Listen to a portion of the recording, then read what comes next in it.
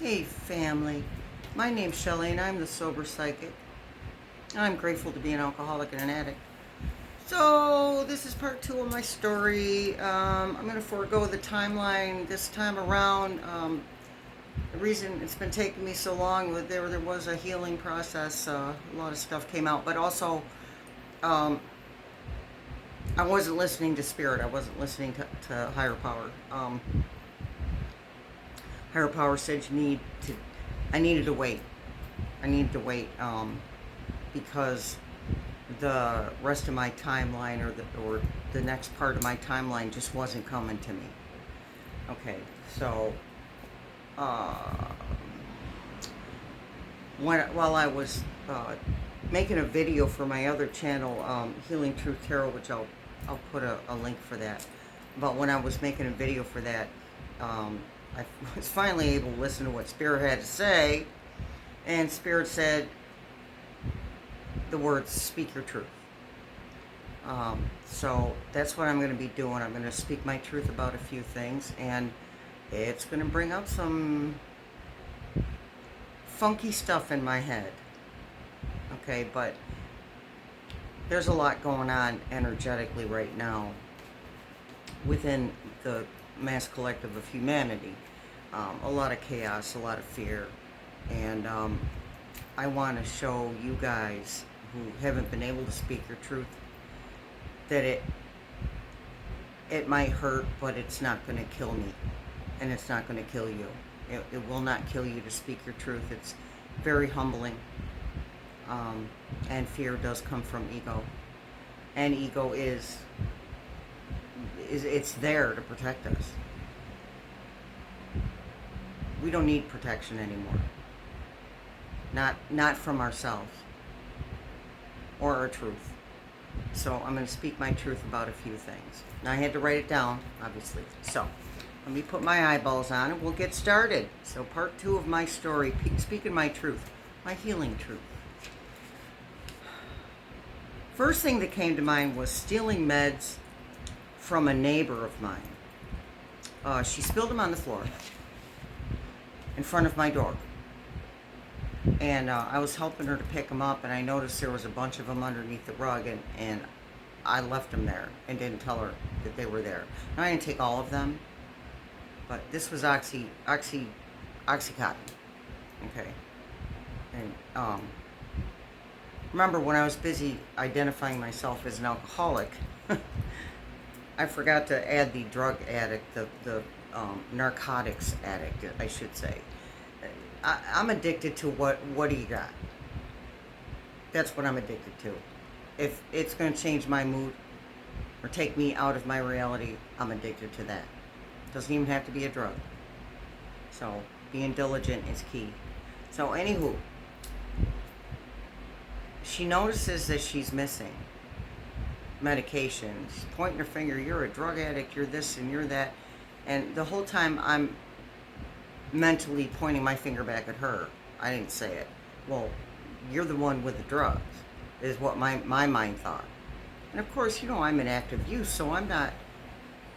When she called me a drug addict, that was humbling because it was true, and I just hadn't really thought on it. Look, I was drunk all the time. I couldn't make a coherent sentence or have a coherent thought to save my life. Unless I was lying about something. I could think of a lie in 20 seconds. Less than that if you were right in front of me. So, after she was done yelling at me, I picked up the rug and showed her what I hadn't taken that was still underneath the rug, and she apologized to me. So that was just one thing, and something I've never, again, told anybody. It's never come up. I don't really think on it. But I did that. I was a thief. Plain and simple. If I could get high off it and you weren't paying attention and I didn't think you'd miss it, I was having it. All right. Oh, the cheating on the partners. Now, I'm an Aquarius. Aquarians are extremely loyal. But when you screw with us enough, we can get real vengeful. So the way I wreaked my vengeance was to screw around on my partners. Um, it was just a common thing for me to do. Okay, I'm mad at you, and I think of some BS reason why I needed to go out and screw around. And the thing was, I wasn't actually coherently thinking it. I wasn't like right in the front of my brain going, that's it, I'm going to go screw around on you.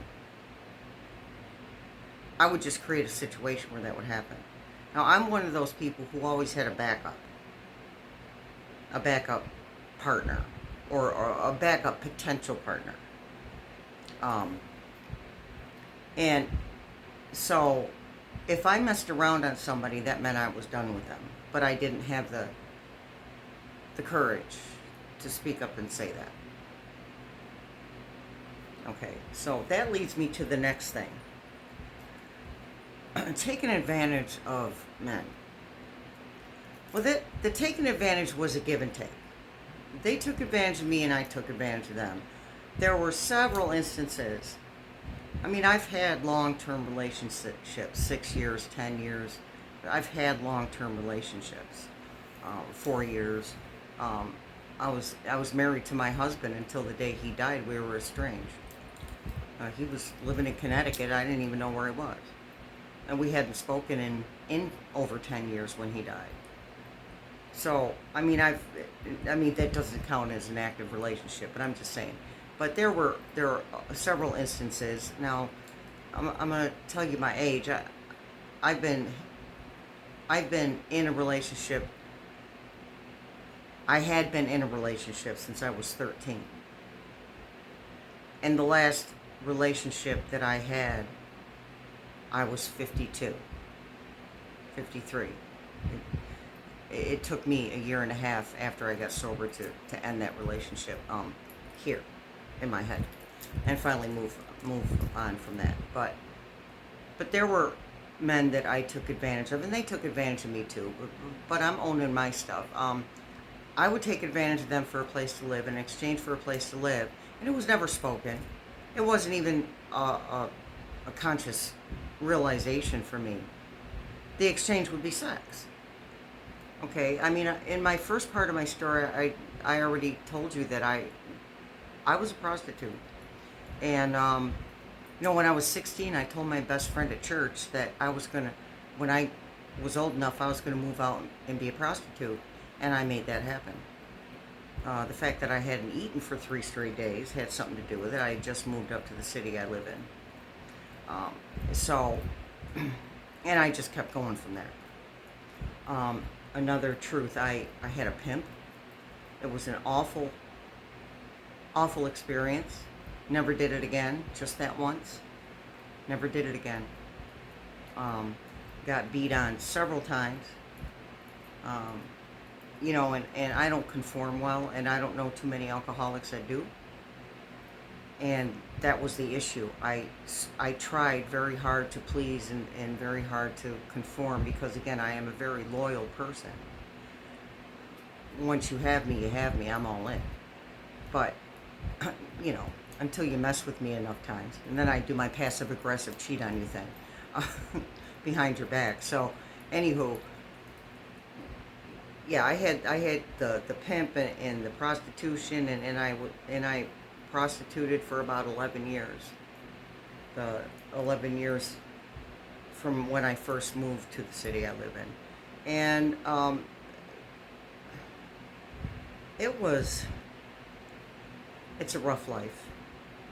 Even before the drugs. Even before I was introduced to crack, it was a rough life. And I ended up getting married to my my third child's father.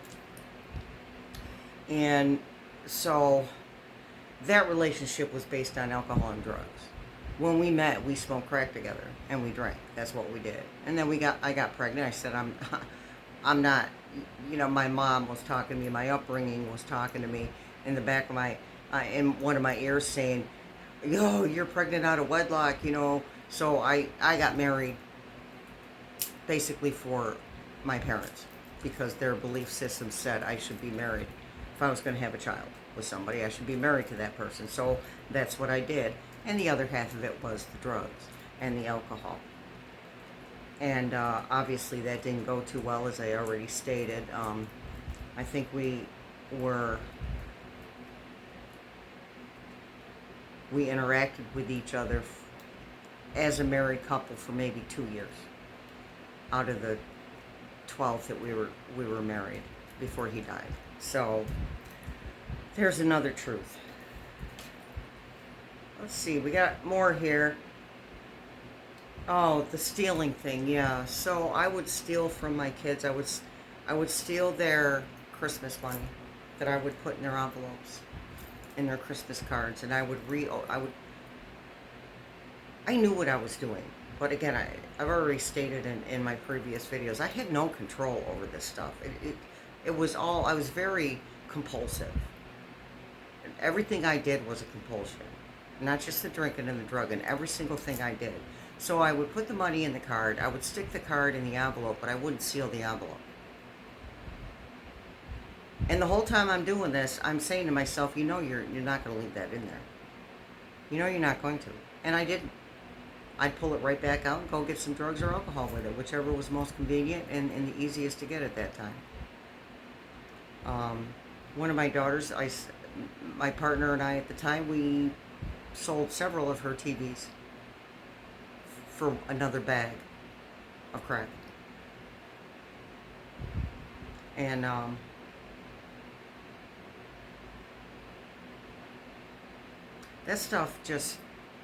that kind of stuff doesn't leave you until you get it out of you. It just doesn't. It has to be spoken. And that would be number 5 of the suggested steps. Telling someone, anyone that you trust, the exact nature of your wrongs. So I'm telling you guys, because my main support person is going to see this video anyway, so hello. So he's gonna, yeah, I have a male sponsor, but which is not suggested, but it works for me. It works for me. He's a great sponsor. So anywho, but again, I do not promote by name any 12-step program on this channel. Just a reminder, an FYI.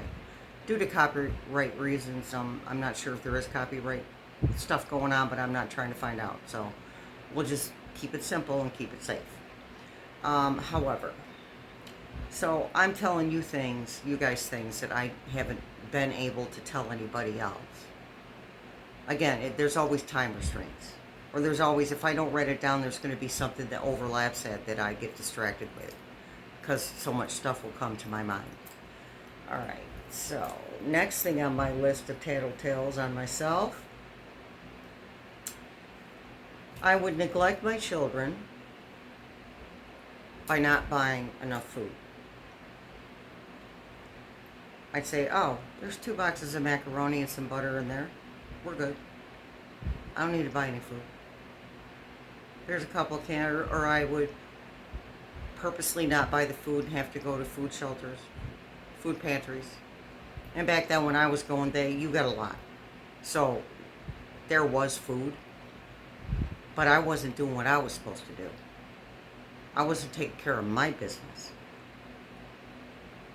I don't know if I mentioned this in the part 1, but for the longest time, the thought of buying a roll of paper towels stressed me.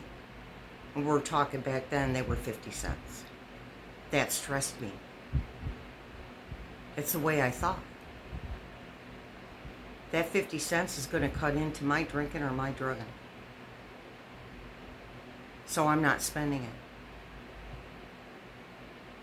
So, and you know, I did that several times, over and over and over, the not buying of the food.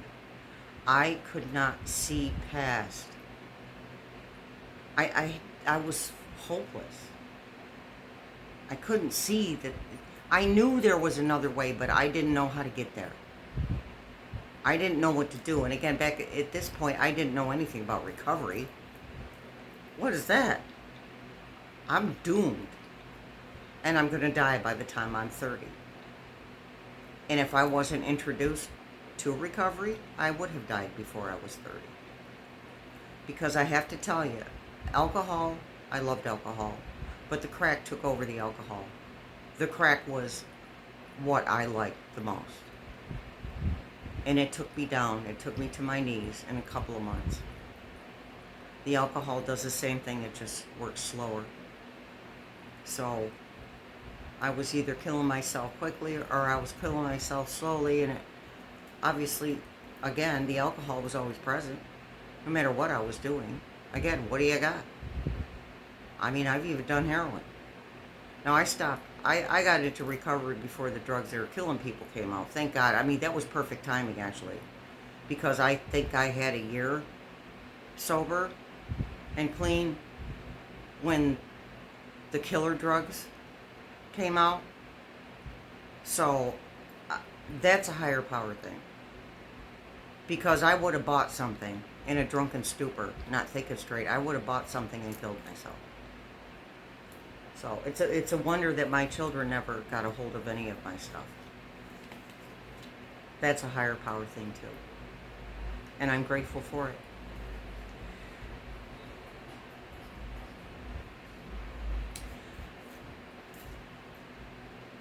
Next thing on my list, and this is a hard one. I did talk a little bit about it in the first part of my story. I've had 5 pregnancies that went to term.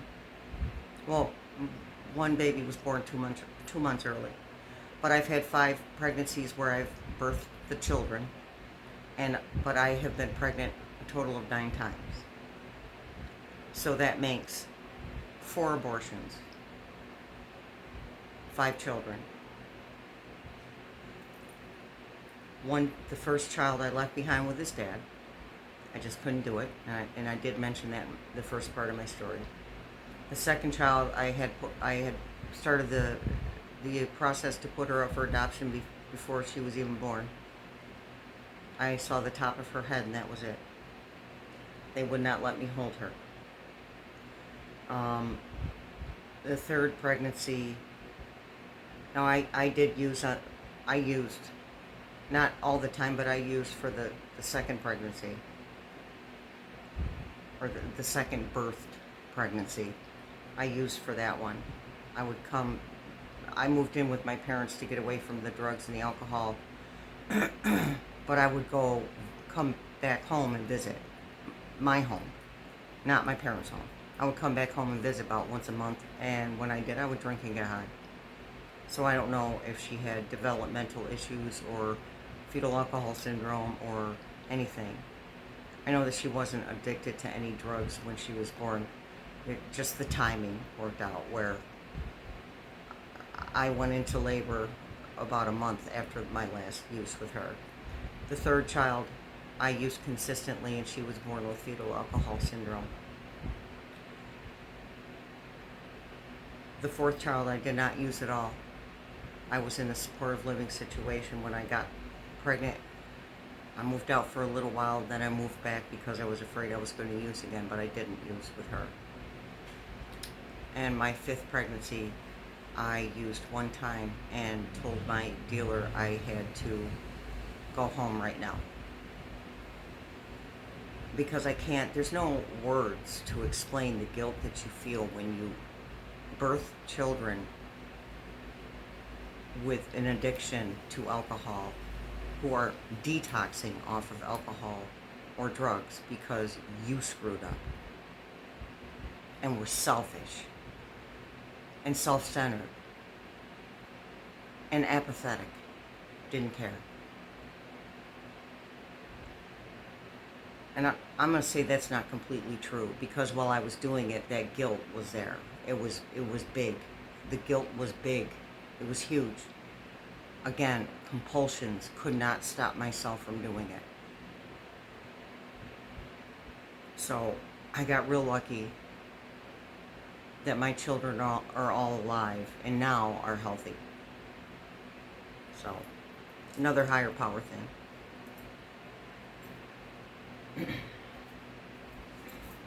Excuse me. So those are some of my truths. And that's all I'm going to do because that's a lot. I'm going to have to process all that. So that's a lot. But I made this video because it was past due time, I felt. But I'm always in a big rush. I love making the video. So it was past due time to me to come out with a part 2. And I will continue the timeline as soon as Source or higher power or my spirit guides clear the way for me. The thing about this process is the more you do it, the better you get at moving through it. Reminder, through it, not over it, not around it, not on top, over top of it, not underneath it, through it. It is not the big, hairy, scary monster that we think it's going to be to speak our truth. Those are some of my truths. I have good truths too. I have positive truths. I'm sober. I'm clean. I have a place to live. I do service work for my support groups. I sponsor. Until they disappear off the face of the planet. I sponsor. I sponsor other people. I work the suggested steps. I'm an extremely giving person to the point where I have to refrain from giving because I'll burn myself out. I'm learning to become a more balanced person. I'm learning to become a more compassionate person. I'm learning that it's okay to be angry. It's just not okay to hold on to it. I'm learning that it's okay to find a different way to work through issues with other people. I had a situation happen to me a couple of days ago where someone did something to me that was inappropriate and I couldn't respond the way that I would have wanted to because my brain couldn't process that that was happening when it was happening. So now Spirit is directing me. Now normally I would walk away and just not speak to the person. I'd avoid anywhere that they went. Spirit has been directing me to deal with this in a different way. It's time to deal with it differently because I'm not going to heal from my own past traumas, my own childhood traumas, until I deal with this situation in the proper manner, face to face, speaking my truth. So I will attempt to do that, and I'm not going to avoid. There's a place I love to go, and this person goes there, and I'm just going to go. Because it crossed my mind. I spoke to my sponsor, but it crossed my mind not to go there at all. Just to avoid. Because what that person did was hurtful. And it was totally unexpected, and it was unwarranted. I never put out that type of energy to that person. And this person ruined a really good friendship. And I saw another side of that person. Some are sick different than others. I know that. There's not even a resentment there. It was hurtful. Because I didn't want it. And I never asked for it. And no one asked me this person didn't ask permission. They just did what they wanted to do. So, I'm being guided to deal with this differently than I normally would. At the end of the day, I still am not going to trust this person. But I need to get it out of me. And this goes back to what I say a lot. It's okay to walk away from people, places, and things. But when I'm doing that walking away, I have to say what's on my mind. And I can say it in a very diplomatic manner. I don't have to be mean. I don't have to be nasty. Because that anger doesn't hurt anybody but me. It doesn't hurt the other person. Obviously, they couldn't care less. If they cared about me as a human being and how I felt, they wouldn't have done what they did. And I'm just really grateful that I have the support that I have from the people in recovery that actually give a crap about me. And I'm going to be honest with you, everybody in recovery that I know doesn't give a crap about me. And that's okay. So don't ever go into a support group thinking that everyone's going to give a shit, because they're not. They're still human, and they're still alcoholics, and they're still addicts. And we're all in a different place in our recovery. We're all in a different place in our spiritual awakenings and our spiritual experiences. So I am going to come at the situation with as much love as I can muster, by way of not being mean. And if it doesn't work out, it doesn't work out. If they don't let me say what I need to say, they don't. That's it. All done. Did what I was supposed to do. Remember, making amends and stating your truth is not about anybody but you. It's about your healing, your recovery, your peace of mind. Not about the other person. Although I hope it does help the other person. But if it doesn't, that is not in my control. So, I appreciate you guys listening, and I'll continue making the shorts. I'm really thankful that you guys are watching the shorts. The oracle cards are pretty cool. So, if you want to see a tarot reading, again, I'll put it in the description. Head on over to Healing Truth Tarot. And there's a bunch of videos there for you to check out if you feel like it. If that's not your thing, that's all good too. All right, thanks for listening. You guys have a fantastic evening or morning or afternoon, whichever it is for you. Stay safe, stay sober, stay clean.